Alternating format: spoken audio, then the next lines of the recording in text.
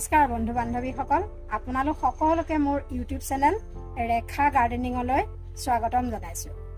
আজি মই হিবিস্কাছ, ইংলিছত হিবিস্কাছ আৰু অসমীয়াত জবা ফুল কেনেকৈ কেয়াৰ কৰিব লাগে, কেনেকৈ পুলি প্ৰস্তুত কৰিব লাগে আৰু তাৰ বেমাৰ প্ৰতিকাৰ কেনেকৈ কৰিব লাগে, পানী কেনেকৈ দিব লাগে, কোন ঠাইত ৰুব লাগে, সকলো বিষয়ে আপোনালোকক এই ভিডিঅ'টোত ক'ম।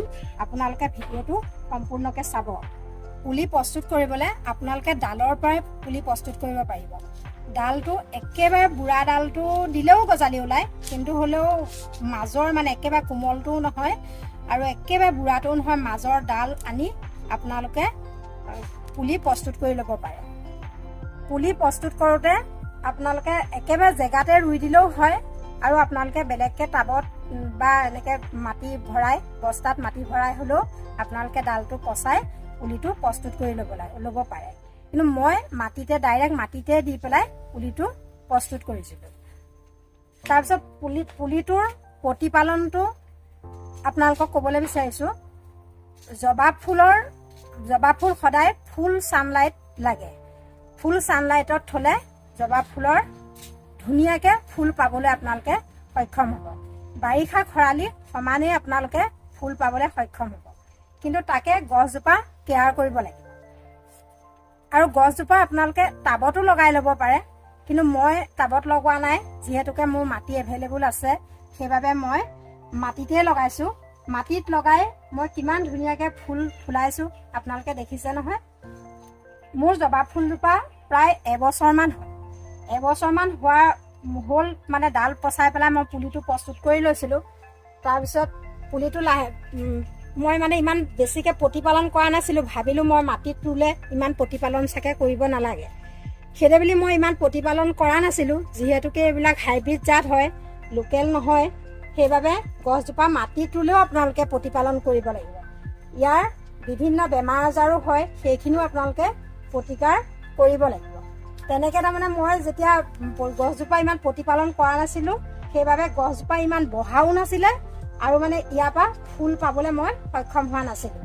তাৰপিছত ভাবিলোঁ গছজোপা মই প্ৰতিপালন কৰিব লাগিব। তাৰপিছত ঘৰত মই মানে যিহেতু মই সদায় আগৰ ভিডিঅ'টো কৈছোঁ, মই অৰ্গেনিক সাৰৰ ওপৰত গুৰুত্ব দিওঁ, সেইবাবে মই কোনো ধৰণৰ ৰাসায়নিক সাৰ ইউজ নকৰাকৈ গছজোপা মই অৰ্গেনিকৰ যোগেদি ইমান ধুনীয়া কৰিবলৈ সক্ষম হৈছোঁ। জবা ফুল সদায় আপোনালোকে ৰ'দ পৰা জেগাত ৰুব। ফুল ছানলাইট পালেহে গছজোপাত ফুল কলি আহিব আৰু ফুল ফুলিব।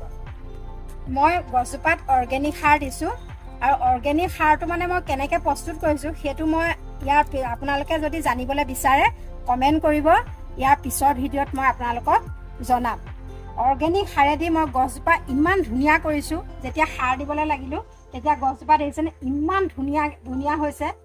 প্ৰত্যেকটো আগতে কলি আহিছে, এয়া দেখিছেনে, প্ৰত্যেকটো আগতেই কলি আহিছে। এতিয়াতো খৰালি মাহতো ইমান ধুনীয়াকৈ গছজোপাত কলি আহিছে, আপোনালোকে দেখিছেনে।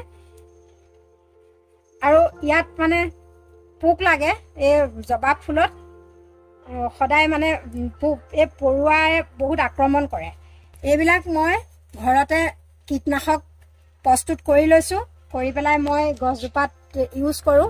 এতিয়া সেইটো মানে কীটনাশকটো কেনেকৈ বনাইছোঁ সেইটো যদি আপোনালোকক লাগে সেইটো আপোনালোকে কমেণ্ট কৰিব। মই আকৌ নেক্সট ভিডিঅ' বনাই আপোনালোকক দেখুৱাবলৈ চেষ্টা কৰিম।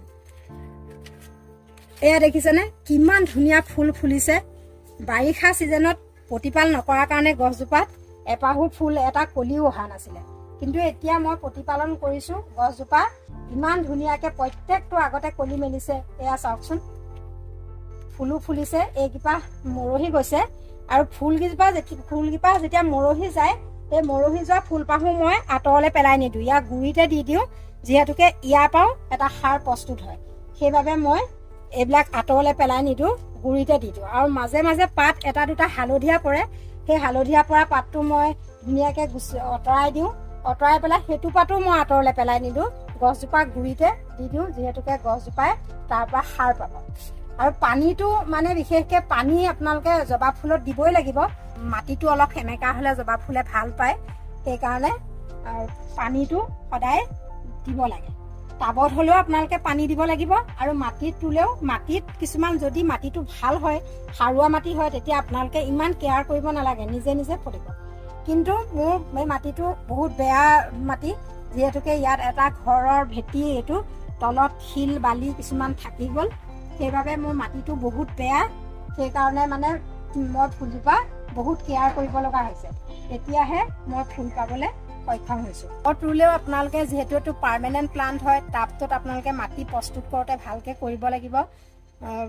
50% মাটি দিব, সাধাৰণ মাটি, আৰু 50%টো আপোনালোকে বালি দিব লাগিব আৰু সাৰ দিব লাগিব, গোবৰ সাৰ।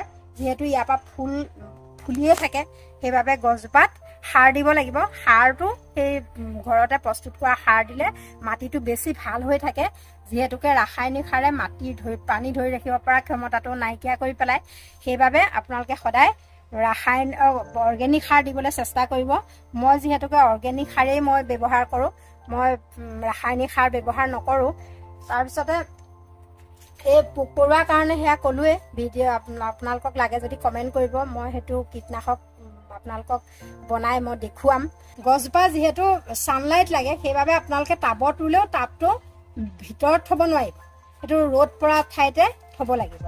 ৰ'দ পৰা ঠাইত থ'লে গছজোপাই ধুনীয়াকৈ আপোনাক ফুল দিব। আপোনাৰ জবা ফুল যিহেতু পূজা পাৰ্বণতো লাগে, সেইবাবে জবা ফুল ঘৰত থকাটো শুভ মনা হয় বুলি কয়। সেইবাবে আপোনালোকে ঘৰত 4জোপা 5জোপা যিমান পাৰে সিমান জবা ফুল লগাবলৈ চেষ্টা কৰক। জবা ফুল বিভিন্ন কালাৰত পায়, মোৰ হাতত 3টা কালাৰেই আছে। মই আৰু কালেকশ্যন কৰিম, পালে মানে মই কালেকশ্যন কৰিম। নাৰ্চাৰীটো কিনিবলৈ পাব বা গাঁৱতো ক'ৰবালৈ গ'লে মানুহৰ ঘৰৰ পৰা আপোনালোকে ডাল লৈ আহি ঘৰতে পুলি বনাই ল'ব পাৰিব। তেনেকৈ আপোনালোকে জবা ফুল লগাওক, আপোনালোকৰ পৰিৱেশটো ধুনীয়া হৈ থাকিব। আমাৰ চাৰিওফালৰ পৰিৱেশটো সেউজীয়া হৈ থাকিলে বা তাত ফুল ফুলিলে আমাৰ মনটো সঁচাকৈয়ে ভাল লাগে। সেইবাবে আপোনালোকে জবা ফুল বুলিয়ে নহয়, যিকোনো ফুল কৰিবলৈ আপোনালোকে চেষ্টা কৰক। ময়ো কৰিছোঁ, মই যিমান পাৰিছোঁ সিমান চেষ্টা কৰিছোঁ। ক'লোঁ গছজোপাৰ বিষয়ে। আৰু যদি আপোনালোকে গছজোপাৰ বিষয়ে কিবা জানিবলৈ বিচাৰে তেতিয়াহ'লে আপোনালোকে কমেণ্ট বক্সত মোলৈ কমেণ্ট কৰিব। মই যিমান পাৰোঁ সিমান আপোনালোকক সহায় কৰিবলৈ চেষ্টা কৰিম।